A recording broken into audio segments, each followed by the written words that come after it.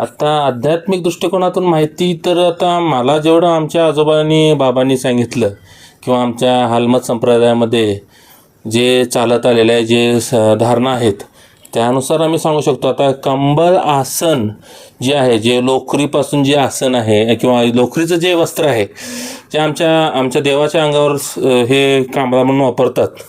तर आमची जे हालमत समाज म्हणजे जे धनगर म्हणतो किंवा कुरुबा समाज म्हणतो त्याच्यामध्ये हे घुंगडीला विशेष महत्त्व आहे. तर ते कांबळाच्या स्वरूपात भगवंताच्या अंगाखांद्यावर असते. तर ती गोष्ट आहे आणि आम्ही ह्याला विटा लागत नाही असं आमचे आजोबा बाबा वगैरे सांगतात.